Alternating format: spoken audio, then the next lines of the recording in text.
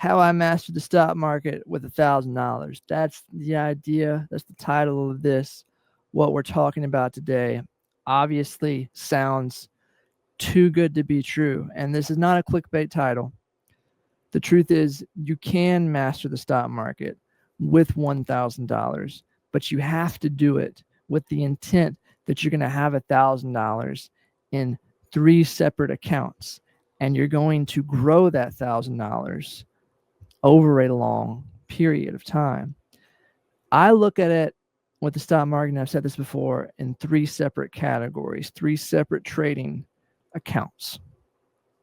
One's actual options trading, one stock trading for income because it's more secure, if you will. There's less stress involved because you own an underlying security. And number 3 is wealth building, which will eventually be your biggest single account because wealth is built in the stock market over time. We know that. But Robbie, how do I do this with $1,000? Look, trading with $1,000 is extremely painful, and I would recommend you not do that. However, if that's all you got, that's all you got. And so the way you start is you put your $1,000 in there and you never risk more than a few $100s on a trade, which limits what you can trade to smaller options with like the SPY, SPX, triple Qs that are priced at $2 to $3 bid ask. So you're risking only 30 or 40% of your account on any trade. That being said, you're going to learn that if that $1,000 goes to zero, that's just learning. That's your education. That's your school of hard knocks payment to the stock market. That's your tuition, if you will. That's why you don't ever just want to have one account with $1,000 in it. If that's all you got, $1,000, don't trade it. Put it into a stock that you can buy and sell long term. Manipulate the stock with covered calls. Manipulate's a bad word, but use the covered calls that are there to pump money out of the stock so that you can generate other income and put that into a trading account. $1,000 can go a long way if you do it like that. If all you do is trade it, it can evaporate really quickly.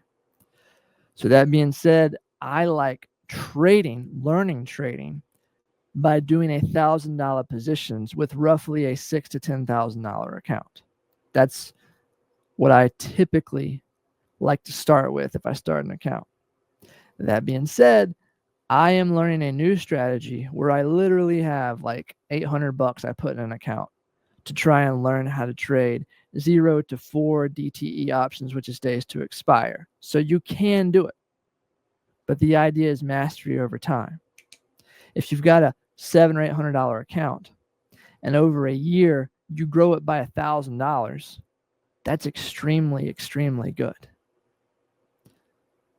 That being said, once you get really good at it, you're going to find that 20 to 30% trades happen a lot, especially with smaller options. They jump. So that trading account you can learn with $1,000, $700. But if that's all you got, I would not recommend trading with it. I would say, like, I look at it when I started trading, I had about 10 grand. Okay. I split it between $4,000 into a trading account and $6,000 into an investment account. That's what I should have done. I wanted to get rich quick, however, so I took 8 grand and put it in a trading account and 2 grand and put it in an investment account and quickly depleted that 8 grand down to a very, very silly amount of like $2,000 that I had to build back up from there. And eventually that account went to zero, which is why your first stake is so important that you don't put it all in the riskiest part of this thing, which is the trading options. Trading options is risky, but in my opinion, it's not the most risky thing out there, and it's no more risky than you driving on an interstate going 80 miles an hour. Once you learn how to drive the car, you don't feel at all like you're out of control. But when you first get your driving permit and you roll onto that ramp and the driving instructor next to you is like, hey, buddy, you are going 55 and a 75. Like, let's speed up or we don't want to die here today, right? That is the thought process of trading. You start small, you learn how to drive the vehicle. The vehicle is your trading process. And then eventually, you've got a classy car that can run 100 and you have no problem booking it down the interstate because you know right where you're going. So in the beginning, mastering the stock market with $1,000, the truth is the focus should never be on mastery. It's a lifetime pursuit. Stocks can be learned with $1,000 chunks, breaking it up over time, but really, really focus on the majority of your money being put into long term. However, trading strategies are really only tested with real money. That being said, you got your money in your account. Don't start trading right away if you've never done it. Find you a pattern.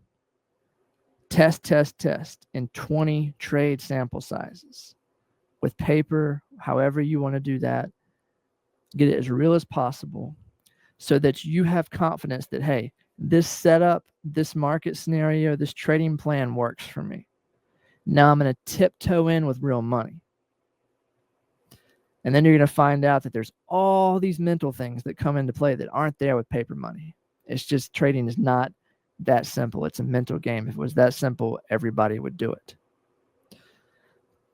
But you want to know that you have confidence in your own ability before you step in with real money.